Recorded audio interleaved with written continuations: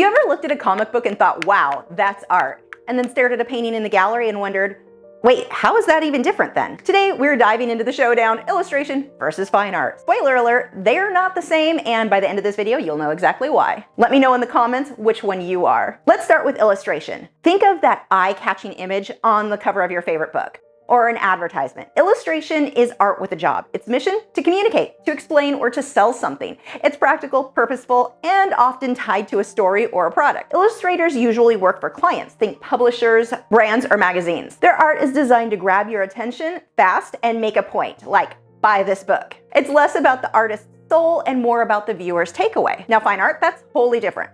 This is the stuff you see in museums or galleries. Think Mona Lisa or Van Gogh, or all the stuff all over my walls. Fine art isn't here to sell you anything, well, except for the painting itself. It's about expression, emotion, or just making you think, huh, wonder what's going on here. That's how I like to create. Fine art is usually one of a kind, created by the artist for themselves or for collectors. It's not mass-produced for a cereal box. It's personal, experimental, and often leaves you guessing. The value of fine art often skyrockets because of its uniqueness, not its utility. So what's the big difference?